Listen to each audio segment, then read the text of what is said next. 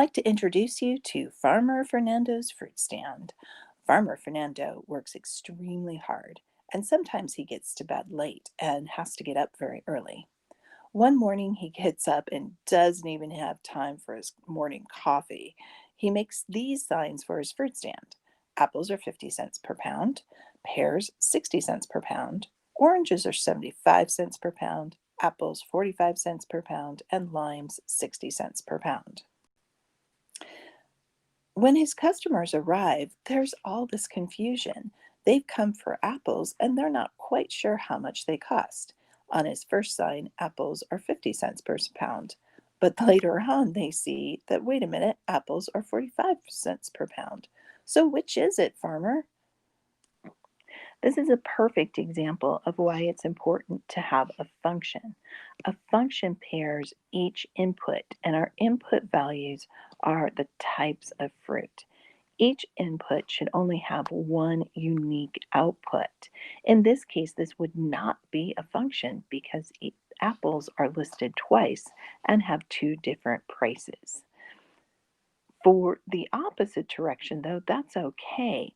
For example, limes and pears are both 60 cents per pound. It's all right if they have the same price because it's clear how much they each cost. In today's lesson, we're going to learn different strategies for determining when a relation between inputs and outputs does create a function. We've got a long list of vocabulary words again. Many of them are similar to last lesson. The first term we're going to learn is a mapping diagram, which consists of two parallel columns and shows how the elements of the input or the domain are paired with the elements of the output, the range, in a relation. So here's our first example. If the values in the range are the squares of the values in the domain, match each value. So what this is saying is I want to take each value in this first column and square it. And we're going to draw a line, and this is how we map. So we draw a line from the domain to the range. So another way of thinking of this is I'm taking x squared. So I'm going from the domain to the range by squaring each value. So 0 squared, 0 times itself, 0 times 0 would match to 0. So I'm just going to draw lines to connect all these.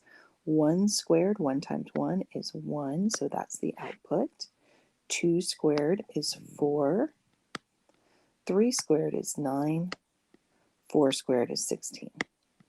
And that is my mapping diagram. We can see that every value in the domain draws only one line to each result in the range. This is a function. And we can write that as f of x equals its rule, and our rule was x squared. I have two examples here so you can see the difference of what a mapping diagram would look like when it is a function and when it's not a function. So the first one right here, we can see that the 1 maps to 2, the 2 maps to 2. That's okay. It's clear that 1 would result in 2 and 2 results in 2. It doesn't matter that they both result in the same answer as long as they only map to one item. 3 maps to 4. So to put that in words, each element in the domain maps to only one element in the range. Another way of thinking of this is if I said, hey, what does the number 2 map to in the range? 2 maps to 2. If I asked you about 1, 1 maps to 2. As long as you don't give me 2 answers, then this is a function. In the second example, this one is not a function. And here's why. If I map the 1 to the 2, that one's okay. But when it comes to the 2 is now mapping to the 2 and the 4. 3 maps to 4, so that one is okay. It's the 2. Since the 2 in the domain maps to the 2 and the 4 in the range, this is not a function. Let's look at a real world example of something that may or may not be a function. We're going to relate the first 4 months of the year with the possible days in those months. And will we get a function? I'm going to start by setting up two mapping boxes, one for the names of the months and the second for the number of days. So our first 4 months are January, February, March, and April. The possible number of days in a month, every month has a different amount. Some months have 31 days, some months have 30 days, and February is special. Some years February has 28 days, and some years it has 29, and we call those leap years. So when I map these together, it just so happens, I'll help you out here, January has 31 days. February, however, would map to 28 or 29. Okay, March maps to also 31, and April maps to 30. It has 30 days in it. So this would not be a function.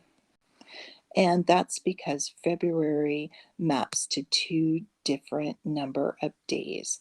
So we need to know some more information. We need to know whether it's a leap year or not.